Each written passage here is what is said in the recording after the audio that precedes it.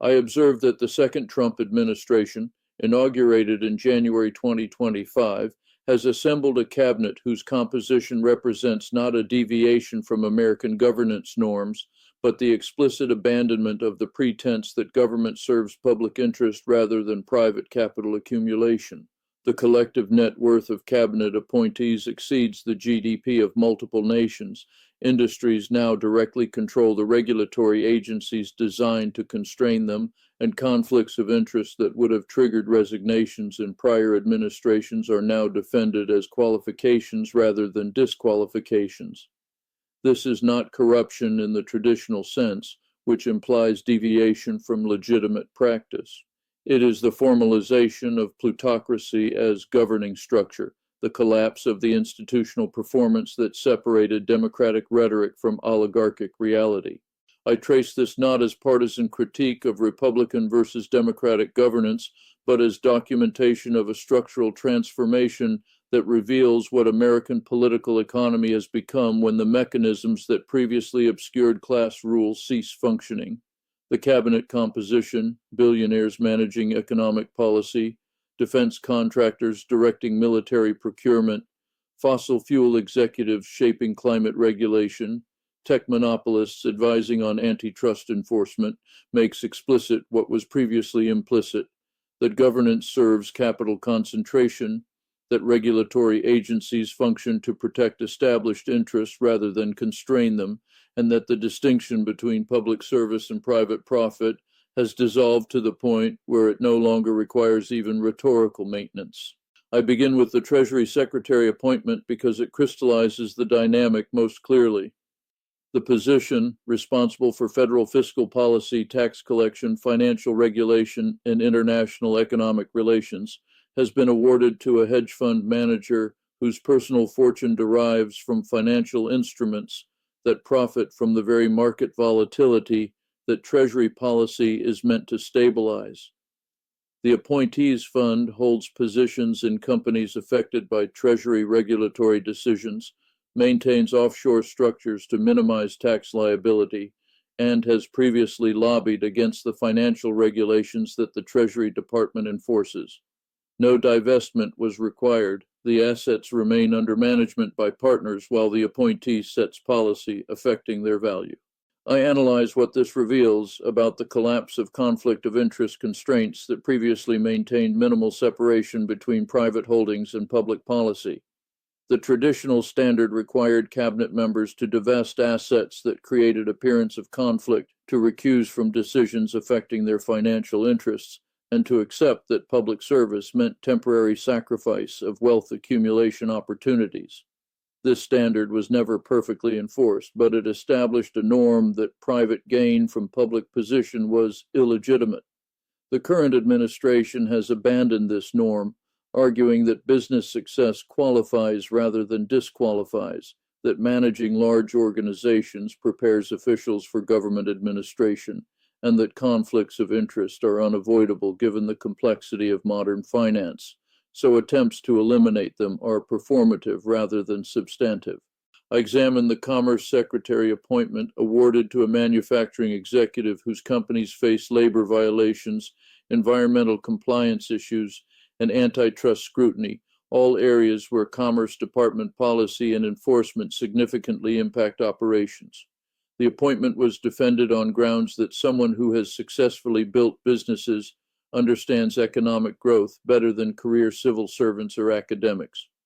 The unstated reality is that someone whose personal wealth depends on minimal labor regulation, weak environmental enforcement, and lacks antitrust oversight now controls the agencies responsible for these functions. The incentive structure is not subtle. Every reduction in regulatory burden increases company profitability and personal net worth. I trace the Defense Secretary's selection as illustration of how military-industrial integration has progressed beyond the revolving door that Eisenhower warned against into direct industry control of Pentagon policy. The appointee comes from a major defense contracting firm that holds billions in active contracts for weapon systems, logistics support, and research development. The firm's business model depends on threat assessment that justifies defense spending, weapons procurement that favors their product lines, and maintenance contracts that create vendor lock-in. Now, the executive who maximizes shareholder value by expanding these contracts controls the budget that funds them, the threat assessments that justify them, and the procurement decisions that award them. The obvious conflict that defense contractor profits increase with military spending and threat inflation is dismissed as irrelevant given the appointee's expertise in defense industry operations. I analyzed the Environmental Protection Agency appointment of a former fossil fuel industry lobbyist who spent decades arguing against emissions regulations, climate science acceptance, and renewable energy subsidies. The appointment was celebrated by oil and gas companies whose stock prices rose on the news and condemned by environmental organizations who noted that the appointee's previous employer directly profits from weakening the regulations that EPA enforces. The administration's response was that industry insiders understand regulatory costs better than bureaucrats, that environmental policy must balance ecological concerns with economic growth, and that someone who has navigated regulations knows how to make them more efficient. The unstated logic is that efficiency means reducing constraints on extraction industries, and that the appointee's career has been precisely this project. I examine the collective wealth concentration that this cabinet represents. Calculating exact net worth is difficult given private holdings and complex financial structures, but conservative estimates place total cabinet wealth in the range of $15 to $20 billion, exceeding the GDP of nations like Malawi, Sierra Leone, or several Pacific Island states. This is not wealth accumulated through public service. It is wealth accumulated through corporate positions, financial speculation, real estate development, and equity stakes in companies whose valuations depend on government policy. The cabinet members are not representatives of median American experience. Median household net worth in the U.S. is approximately $120,000, but of the ownership class whose interests are fundamentally distinct from and often opposed to those of wage-dependent populations. I trace how this wealth concentration translates into policy orientation through the tax reform proposals that emerged within weeks of inauguration. The proposed tax legislation includes corporate rate reductions that directly benefit companies in which cabinet members hold equity, capital gains tax cuts that reduce liability on their investment income, estate tax elimination that protects dynastic wealth transfer, and carried interest preservation that maintains favorable treatment for hedge fund and private equity compensation. The legislation is framed as economic growth policy that will benefit all Americans through job creation and investment, but the distributional analysis shows that benefits concentrate overwhelmingly in the top 1% of income distribution, precisely the class that cabinet members belong to and whose interests they represent. I analyze the regulatory rollback agenda as systematic elimination of constraints on capital accumulation in sectors where cabinet members have direct financial stakes. Labor Department rules on overtime pay, contractor classification, and union organizing are being revised to reduce employer obligations and worker protections, benefiting manufacturing and service companies with large, low-wage workforces. Environmental regulations on emissions, water quality, and land use are being relaxed, benefiting extraction industries and real estate developers. Financial regulations on leverage limits, consumer protection, and systemic risk are being weakened, benefiting banks, hedge funds, and private equity firms. Each rollback is justified through cost-benefit analysis showing regulatory burdens on business, but the analyses exclude costs imposed on workers, communities, and ecosystems while treating corporate profits as public benefits. I examine the media's normalization of this structure through coverage that treats cabinet appointments as personnel decisions rather than structural capture. News reporting focuses on individual qualifications, confirmation hearing controversies, and policy disagreements, while rarely analyzing the systemic pattern that industries now directly control their own regulation, that public policy is being set by those who profit from specific policy outcomes, and that the cabinet functions as management committee for the ownership class rather than as public servants accountable to the electorate. The normalization occurs through framing choices, calling appointees successful business people rather than oligarchs, treating conflicts of interest as potential rather than actual, and covering policy debates as technical disagreements rather than wealth transfers. I trace the institutional mechanisms that previously constrained this level of capture and why they have failed. Ethics rules requiring divestment or recusal can be waived by the president. Senate confirmation became partisan rubber stamp rather than substantive review. Inspectors general who investigate conflicts can be fired. Congressional oversight depends on majority party willingness to investigate executive branch, which evaporates under unified government.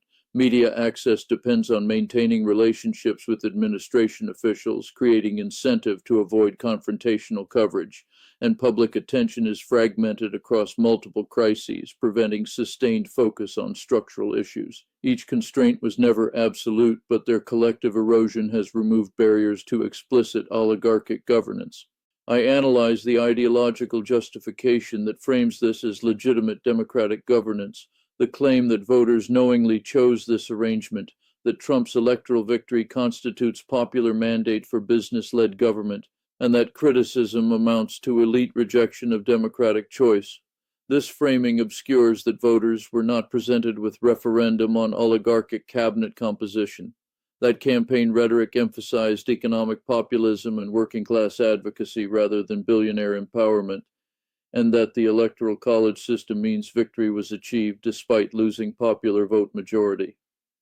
The mandate claim transforms electoral outcome into blanket authorization for policies that were not specified during campaign and that serve interests opposed to the economic needs of the coalition that provided electoral support. I examine the international implications of governance by personal enrichment rather than national interest calculation. Foreign policy decisions on trade agreements, sanctions, military aid, and diplomatic relations now occur in contexts where decision makers have direct financial exposure to outcomes. A commerce secretary with manufacturing facilities in Southeast Asia shapes China trade policy. A Treasury secretary with currency trading positions influences exchange rate policy. A defense secretary with contractor ties determines weapon sales to foreign governments. The decisions may align with national security interests, or they may align with personal profit maximization. There is no institutional mechanism to ensure the former takes priority over the latter, and the incentive structure favors the reverse. I trace the domestic consequences through policy outcomes in the first year, infrastructure spending directed to projects in regions where cabinet members hold real estate, procurement contracts awarded to companies where appointees maintain financial interests, regulatory enforcement reduced in sectors where they face compliance costs, tax policy changes that disproportionately benefit their wealth bracket. Each individual decision has technical justification, economic efficiency, regulatory streamlining, fiscal responsibility, but the pattern is unmistakable. Government policy systematically advantages the economic interests of those making policy, while costs are externalized onto populations without representation in decision-making. I analyze why this is structural rather than individual corruption. It is not that cabinet members are uniquely venal, but that the system now selects for individuals whose personal fortunes align with capital concentration and whose policy preferences naturally serve the class they belong to rather than populations they nominally represent. A billionaire genuinely believes that low corporate taxes drive growth because that belief serves their material interest. A defense contractor genuinely perceives foreign threats as severe because their business model depends on this perception. A fossil fuel executive genuinely doubts climate urgency because accepting it would require abandoning the source of their wealth.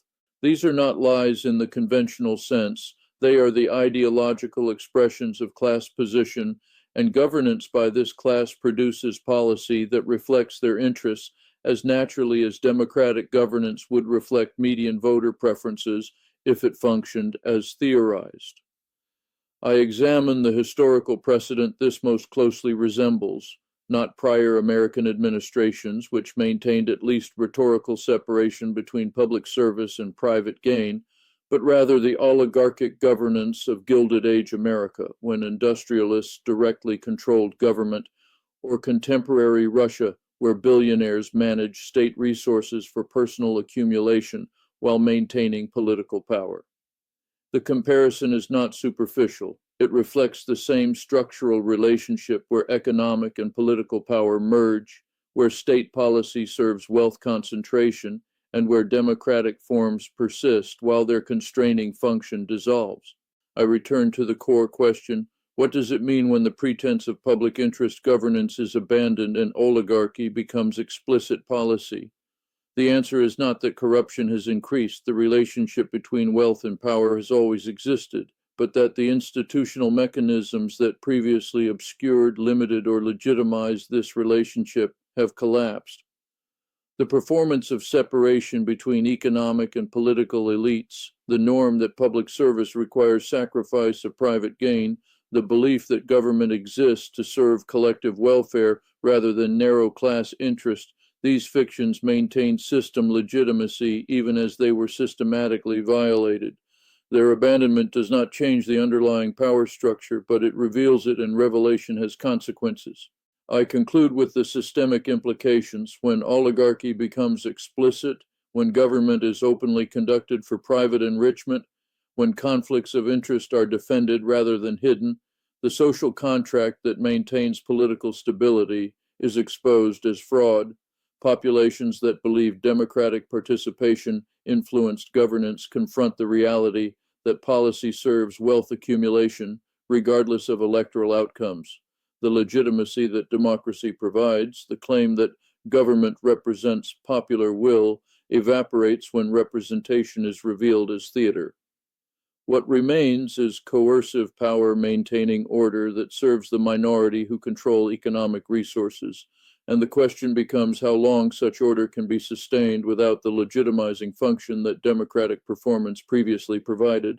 The Trump cabinet does not represent American democracy's failure. It represents the end point of its hollowing, where the forms persist but the substance has been extracted, leaving only the explicit rule of wealth that the forms were designed to disguise.